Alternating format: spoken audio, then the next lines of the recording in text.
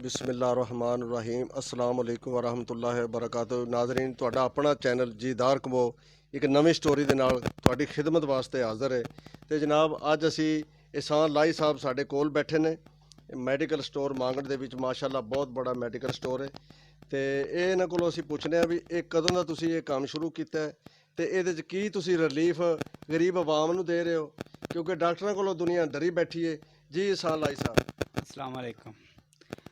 Main बाज़ार Mangat Haider medical store. मैं has एक गैर काश्तकार आवाम दी खिदमत गरीब और नादार लोगों वास्ते जेड़े मुस्तहिक ने, जेड़े अपनी मेडिसन अफोर्ड नहीं कर सकते, बार बार डॉक्टर साहबान कोल जा के परेशान ने। अलहमदुलिल्लाह मांगट दी आवाम वास्ते इत्थे 24 घंटे दरवाजे खुले ने। ज़बरदस्त जी, ज़बरदस्त। तो इस दे नाल नाल अलहमदुलिल्लाह असां अनमोल कलैक्शन लैब सेंटर भी बनाया है मांगड़ दे अंदर पहली दफ़ा। माशाल्लाह, अगर किसी भाई ने टेस्ट वगैरह की ज़रूरत है, कोई भी मैडिकल टेस्ट रिपोर्ट कराना हो तो वो अलहमदुलिल्लाह असी आवाम नूं रिलीफ दे रहे हैं, डिस्काउंट दे रहे हैं। कोई भी अगर टेस्ट मंडी बावलदीन तो 400-450 का हो रहा है तो अलहमदुलिल्लाह साडे मांगड़ दे अंदर है असी अपनी लैब ते 400 रुपये का कर रहे हैं, यानी कि 10% डिस्काउंट रखी है। और जेड़ा नादार और गरीब आवाम है उन्होंने वास्ते असां स्पैशल ऑफर भी रखी है कि अगर नहीं अफोर्ड कर सकते तो कोई मसला नहीं है। असी इंशाल्लाह उन्होंने फ्री मेडिसन भी देंगे, फ्री चैकअप भी करवाएंगे और फ्री लिबार्टरी टेस्ट भी जेडे ने इंशाल्लाह इन्होंने करवावांगे। ते एहसान लाई साहब, ये बेटा कदों दे तुसी ये काम च पए हो तुसी?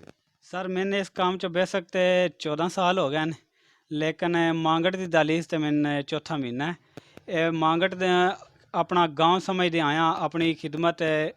बेशक मेरा इत्थे बनाने का मकसद ये सी कि मैं खिदमत खलक समझ के आवाम की खिदमत करो।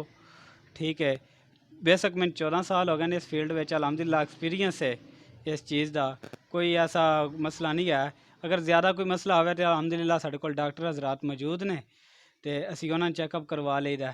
तो कोशिश करी दी है कि आवाम नूं बेहतर तो बेहतर सहूलियात जी मुयसर की जा सके। नाज़रीन, ए देखिया तुसी एहसान लाई साहब ने कितनी जुर्रत दा मुज़ाहरा करदे हुए गुफ्तगू कीती है। और अल्लाह ताला इन्हां दे रिज़क विच बरकत पाए। साडी ये पूरी दुआ है, पूरी हलप है इन्हां दे नाल। और दूसरा ये नाज़रीन, ये मांगड़ दे विच ये पहला ऐसा मेडिकल स्टोर है कि जेड़ा इतना रायत और हलफ मरीज़ दी कर रहा है, हद तो ज़्यादा। मरीज़ नूं हर किस्म दी ये मदद करन वास्ते तैयार ने। अगर कोई मसला ज़्यादा होवे फिर इन्हां कोल डॉक्टर भी हैन, इन्हां कोल हर शै मौजूद है। ये बड़ी हलप होंदी है, क्योंकि हुण साडे मांगड़ दे विच बड़े बड़े मसैल ने। ते कोई दवाई किसी कोल नाकस होंदी है, कोई किसी, इन्हां कोल सारियां दवाइयां जनाब ओरिजिनल दवाइयां ने, कोई 2 नंबर दवाई नहीं है। दवाई मरीज़ लएगा, उन्होंने पहली खुराक लैके इंशाअल्लाह ताला पता लगेगा कि वाकई मैं कोई खुराक लई है। और ये बच्चा एहसान लाई साहब जेडे ने, ये 14 साल तो इस फील्ड दे विच ने। नाज़रीन, ये कोई ये नहीं कि भी ये अज ही जनाब अपना छड्ड के सारा कुछ इस मैडिकल स्टोर ते बैठ गए ने।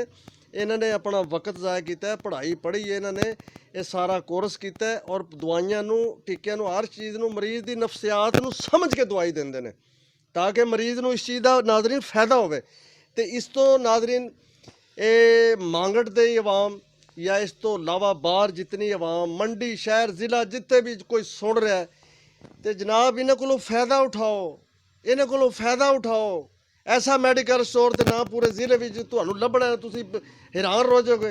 इन्हां कोल दवाइयां अच्छियां, इन्हां कोल डॉक्टर अच्छे, इन्हां दा चैकअप अच्छा, इन्हां दा तावन अच्छा, इन्हां दा इखलाक अच्छा। नाज़रीन, कसम खुदा दी, इन्हां दा हर शै तुसीं मिलोगे इन्हां नाल ते तुहानूं पता लगेगा कि कितने अच्छे एहसान लाई साहब ने। नाल इन्हां दा लैब दा काम है, वो भी बहुत अच्छा है करदे ने, एक नंबर लैब दा काम करदे ने। और ये हर किस्म की मदद वास्ते हाज़र ने। और इस दे नाल ही जीदार कमोर नूं इजाज़त दिओ, कमेंट करो। खुदा हाफिज़।